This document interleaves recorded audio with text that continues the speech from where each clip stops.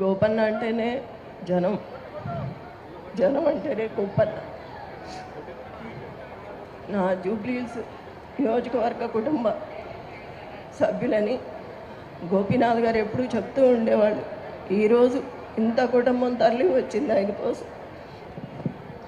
ఆయన పైనుంచి చూస్తూనే ఉంటారు. ఎంతమందిని అండగా ఇచ్చారు నాకు. గోపీనాథ్ గారి ఆశయాల్ని అందరం కలిసి ముందుకు తీసుకువెళ్తాం.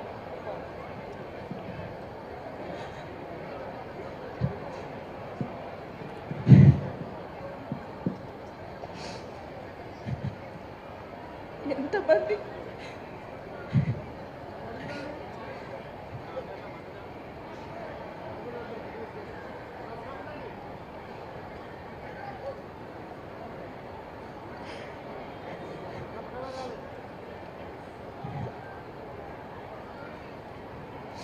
మీ ఇంటి ఆడబిడ్డగా అనుకొని నాతో పాటు అందరూ కలిసి గోపన్న ఆశయాలు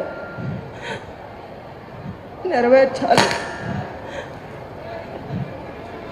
గోపన్న మీ సమస్యలు తన సమస్యగా అనుకునేవాడు.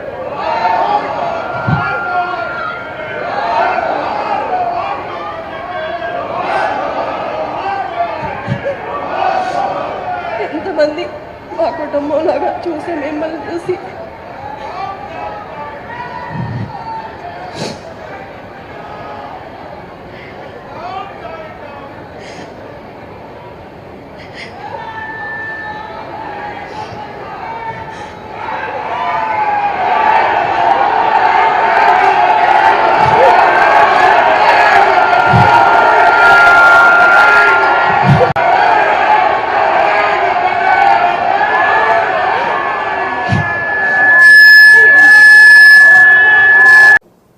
అంత దౌర్భాగ్యమా?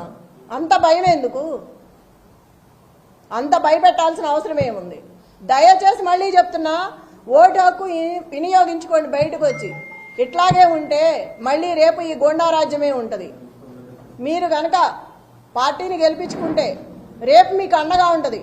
ఇప్పుడు ఏం జరిగినా నేను చూసుకుంటాను. ప్రజలందరినీ మీకు అండగా ఉంటా, మీ వెనకమాల నిలబడతా, పార్టీ అండగా ఉంటుంది.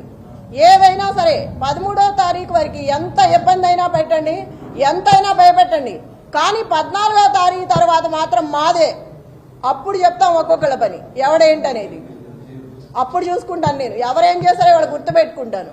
పనికి మాలిన ఆకురౌడి కూడా నోరెత్తి మాట్లాడుతున్నాడు ఇవాళ. పోలీసులు కూడా మహిళలను చూడకోకుండా ఎట్లా పడితే అట్లా మాట్లాడుతున్నారు. ఇందాక ఎవరు అతని పేరు? సురేష్ యాదవ్ ఎంత వల్గర్ గా మాట్లాడుతున్నాడు అంటే లేడీస్ అనుకోండి లేకుండా పిచ్చి పిచ్చిగా మాట్లాడుతున్నాడు. ఎన్నికల కమిషనర్కి నేను ఒక్కడే విజ్ఞప్తి చేసుకుంటున్నాను. ఒక మహిళగా మిమ్మల్ని అడుగుతున్నా. నేను ఎంత చేస్తుంటే కూడా మీరు చూస్తూ కూడా ఊరుకున్నారు. ఒక మహిళని ఇట్లా చేస్తుంటే మీకు ఇప్పటికే తెలుసుంటాయి అన్నీ. నేను దయచేసి మిమ్మల్ని అడుగుతున్నాను, ఒక కోరిక కోరుతున్నాను. మీరు బయటకు వచ్చి జరిగేదేదో చూసి ఏది కరెక్ట్గా ఉందో వాళ్ళకి చెప్పి అట్లా చేయించండి.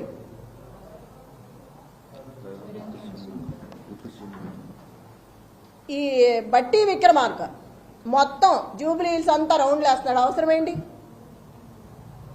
ఎమ్మెల్యే ఎవరు పేరిందా కూర్చొని ఉన్నాడు టేబుల్ దగ్గర? ఐలయ్య. అతనికేం పని టేబుల్ దగ్గర? చిటీలు ఇవ్వడం అవన్నీ అతనికి ఏం అవసరం? అసలుకి వీళ్ళందరూ రావాల్సిన అవసరం ఏంటి? విప్పులు కానీ, ఎమ్మెల్యేలు కానీ, మినిస్టర్లు కానీ వీళ్ళందరూ రాత్రి నుంచే తిరుగుతున్నారు. అవసరం ఏంటి జూబ్లీహిల్స్లో వీళ్ళకి? లోకల్ నాన్ లోకల్ మాట్లాడుతున్నారు. మరి రజియా ఇంటికి వెళ్ళి బోరుబండ్లో సైట్ 3లో ఆ అమ్మాయి కూర్చుందని గట్టిగా మాట్లాడుతుందని ఇంటికి వెళ్ళి గొడవ చేశారు రౌడీలాగా పోలీసులు. ఆ అమ్మాయి మీద కూడా గొడవ చేశారు కూర్చోవద్దని. టేబుల్స్ ఇవ్వట్లా, కుర్చీలు ఇవ్వట్లేదు. ఆ టేబుల్స్ తీసుకొచ్చి పోలీసులు సందు చివర 3 అడ్డం పెట్టుకున్నారు. అవి ఎవరికి అవసరం? వాళ్ళ దగ్గర లాక్కొచ్చి మీరు ఎందుకు వేసుకోవాలి? ఆ కుర్చీలన్నీ విసిరేసి వాళ్ళు ఎట్లా కూర్చుంటారు? నైట్ అవుతుందో ఎంత టైం అవుతుందో తెలియదు. మహిళలు ఉన్నారు, ప్రెగ్నెన్సీ ఉన్నారు. అక్కడ అంతమంది జనాన్ని భయపెట్టి టేబుల్స్ తెచ్చి బయటకు వేసుకోవాల్సిన అవసరం ఏంటి? ఇంత దౌర్జన్యమా? పోలీసులకు కూడా ఉండాలి కదా. మనం ఏం చేస్తున్నాము, ఇది తప్ప ఒప్ప అని తెలియదా? చిన్నపిల్లలేం కాదు కదా. అదేమంటే క్వశ్చన్ చేస్తున్నారు తిరిగి. ఆ క్వశ్చన్ చేసే ముందు మనం ఏం చేస్తున్నామో తెలియాలి కదా. మాట్లాడితే సీఏ అంటారు, ఏదేదో మాట్లాడుతున్నారు.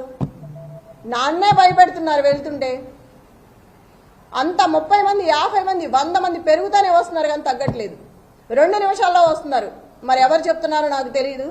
నేను ఎక్కడికి వెళ్తే అక్కడికి వస్తున్నారు నాతో పాటు, గుంపుగా వచ్చేస్తున్నారు. పోలీసులు కానీ రౌడీలు కానీ ఆ చుట్టూ ఉన్న జనం కానీ. ఎదుగో ఇప్పుడే వచ్చేటప్పుడు చూసా 150 మంది కూర్చున్న టేబుల్స్ నేను గొడవ చేసి వచ్చానని ఒక 6 నుంచి మిగతాయి తీసేశారు. ఇప్పుడు వస్తా చూసాను ఈ కార్లు. ప్రతి చోట ఇలాగే ఉంది. మేము ఇక్కడి నుంచి అవతలకి వెళ్తే ఇక్కడ మొదలు పెడుతున్నారు, మళ్ళీ అటు నుంచి ఇటు వస్తే అటు మొదలు పెడుతున్నారు. ఎన్ని చోట్ల నాపుతాం, ఎంతమందిని నాపుతాం? బిర్యానీలో డబ్బులు పెట్టిన దౌర్భాగ్యం కాంగ్రెస్ పార్టీది. అంత అవసరమే వచ్చింది నీకు? అంత రౌడీయిజం చేయాల్సిన అవసరమే ఉంది? మొత్తం సిటీలో ఉన్న స్టేట్ మొత్తం రౌడీలు అందరినీ పెట్టుకున్నావు తీసుకొచ్చి. ఎంతమందిని బెదిరిస్తావు? పక్కనే పెట్టుకున్నాడు, కవర్లో పెట్టి ఒక్కొక్కళ్ళకు పంచుతున్నాడు. చూసాము, పోలీసులు కూడా చూస్తున్నారు పక్కన, ఏమంటలేదు వాళ్ళని. మా దగ్గర సెల్లులు ఉంటే తీసి బయట పెడుతున్నారు లాక్కొని. ఒక క్యాండిడేట్ ఫోన్ కూడా దగ్గర ఉండనివరా? క్యాండిడేట్తో ఒక మనిషిని కూడా రానివరా? ఎట్లా రాకుండా? లోపల ఎవరు కూర్చున్నారు ఏంటో మనకి తెలియాలి కదా. అట్లా కూడా అలౌ చేయట్లేదు. వాళ్ళని మాత్రం 10 మందిని అలౌ చేస్తున్నారు. అడిగితే నవ్వుతున్నారు.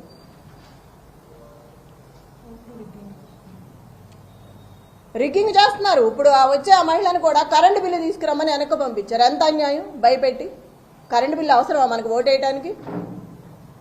మా అమ్మాయికి తెలియదు, అమాయకురాలు నిజమే అనుకొని వెళ్తుంది కరెంటు బిల్లు తేవటానికి. ఎంత అన్యాయం కదా. ముసలి వాళ్ళని వీళ్ళందరినీ ఇబ్బంది పెట్టి 19,000 ఓట్లు ఉన్నాయి యూసఫ్గూడలో సవేరా ఫంక్షన్లో.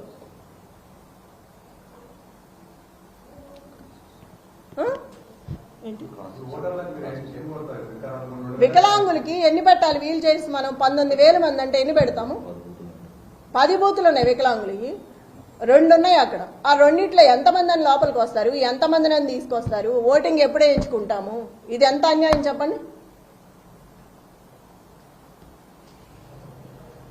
ఇటు నుంచి ఇటు వస్తే ఇటు వెళ్తున్నారు, అటు నుంచి ఇటు వస్తే అటు వెళ్తున్నారు. ఎంతమందిని ఆపుతాము? ఎంతమంది రౌడీలు, ఎంతమంది గూండాలు అక్కడ? ఫస్ట్ టైం చూస్తున్నాం సిటీలో ఇట్లా.